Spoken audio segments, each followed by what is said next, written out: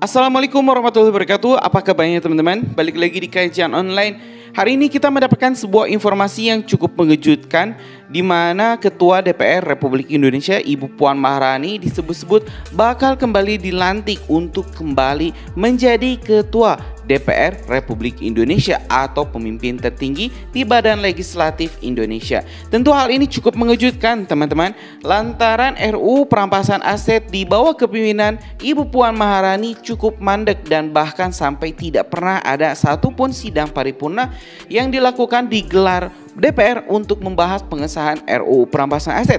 Banyak pihak netizen Indonesia yang cukup khawatir kalau misalnya DPR kembali dipimpin oleh fraksi PDIP, RUU perampasan aset ini tidak akan pernah selesai. Informasi ini teman-teman tentu kita dapat langsung dari sumber yang terpercaya, yaitu dari Kompas TV di kanal YouTube atau di salah satu videonya yang berjudul Respon Puan Maharani yang disebut akan jadi Ketua DPR kembali di periode 2024-2029.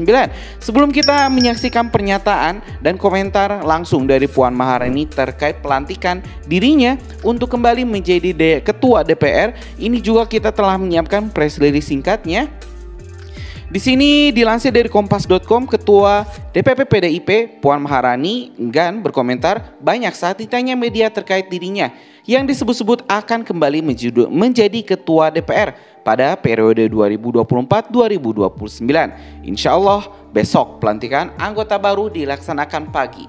Kita laksanakan itu dahulu dengan sebaik-baiknya, ungkap Ketua DPP PDIP Puan Maharani pada Senin tanggal 30 September 2024.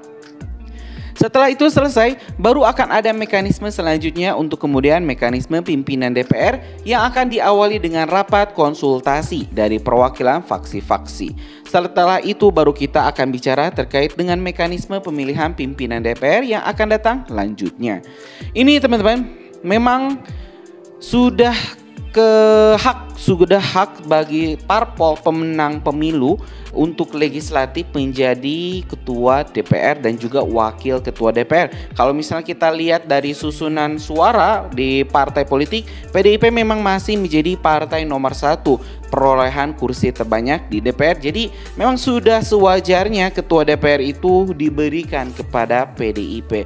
Hanya saja teman-teman, permasalahannya janji-janji Puan Maharani, Ibu Puan Maharani sebagai Ketua DPR RI yang akan segera mengesahkan RUU perampasan aset pada 2023 yang lalu setelah Presiden Joko Widodo menyerahkan surprise surat Presiden untuk meminta DPR segera membahas pengesahan RUU perampasan aset rupanya tidak dipenuhi. Bahkan dalam pernyataannya terakhir teman-teman beberapa minggu yang lalu, Ibu Puan Maharani bahkan melempar tanggung jawab ini kepada anggota DPR di 5 tahun ke depan, yaitu periode 2024-2029.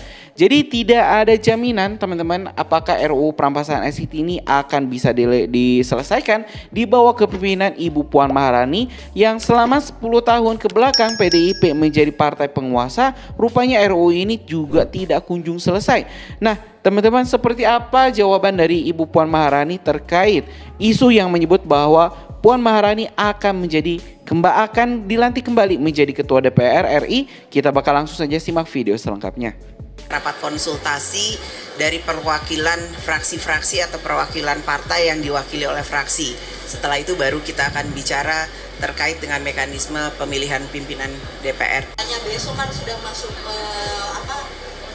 DPR yang baru ya, dan ini juga undang-undang UU MD 3 juga tidak direvisi. Apakah dari pimpinan yang sekarang itu sudah dari fraksi-fraksi sudah membahas siapa yang akan menduduki kursi pimpinan di DPR selanjutnya, dan kabarnya Mbak Puan juga akan tetap menjadi ketua DPR. Ini gimana Mbak tanggapannya? Terima kasih. Kita lihat aja besok. Insya Allah besok pelantikan anggota baru akan dilaksanakan pagi. Kita laksanakan itu dulu dengan sebaik-baiknya. Setelah itu selesai baru akan ada mekanisme selanjutnya untuk kemudian mekanisme pimpinan DPR yang akan diawali dengan rapat konsultasi dari perwakilan fraksi-fraksi atau perwakilan partai yang diwakili oleh fraksi. Setelah itu baru kita akan bicara terkait dengan mekanisme pemilihan pimpinan DPR yang akan datang.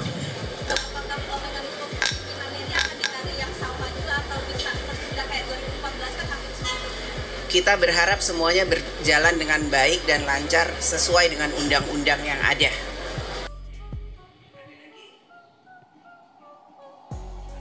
Ketua DPP PDIP Puan Maharani enggan banyak berkomentar saat ditanya media terkait dirinya yang disebut akan menjadi Ketua DPR kembali di periode 2024-2029.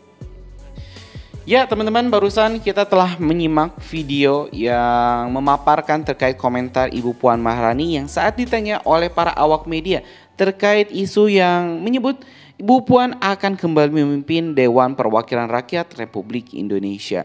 Tentu kita berharap teman-teman, pemimpin DPR selanjutnya bisa lebih tegas khususnya untuk mengesahkan RUU Perampasan Aset. RUU Perampasan Aset ini memang telah terbengkalai selama hampir 14 tahun lamanya.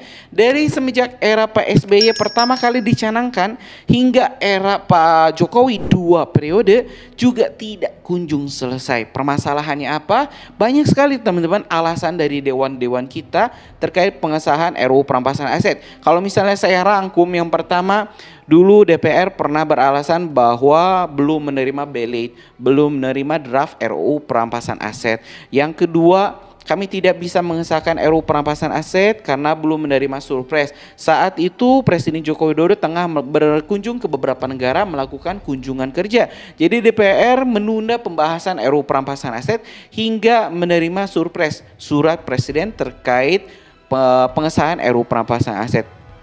Pada 2023, surpres sudah turun, DPR sudah menerima, bahkan Ketua DPR Republik Indonesia Ibu Puan Maharani, kita juga telah tayangkan videonya secara gamblang, secara jelas, menyebut bahwa DPR telah menerima surpres dari Presiden dan akan segera membahas pengesahan RUU Perampasan Aset. Pada 2024 teman-teman, terakhir waktu itu Presiden Joko Widodo mengatakan bola pengesahan RUU Perampasan Aset ini sudah ada di DPR. Bahkan Pak Jokowi mendesak secara langsung di hadapan para awak media agar DPR mempercepat pembahasan RUU tersebut.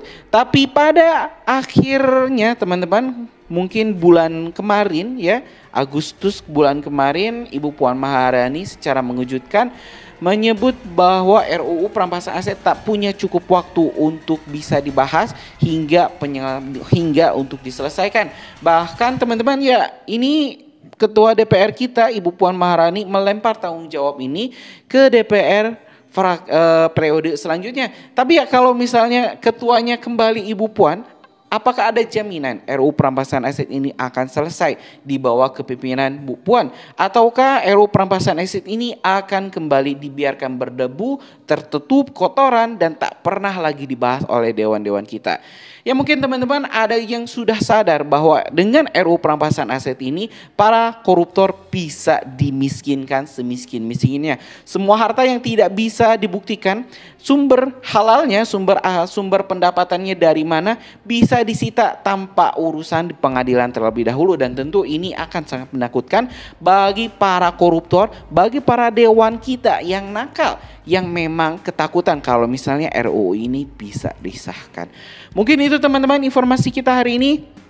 Sekali lagi ya, kita berdoa siapapun nanti pemimpinnya di DPR, di badan legislatif kita, bisa memimpin DPR ke arah yang lebih baik. Dan kita titipkan ini RUU Perampasan Aset, mudah-mudahan di 100 hari kepemimpinan Pak Prabowo bisa segera disahkan menjadi undang-undang.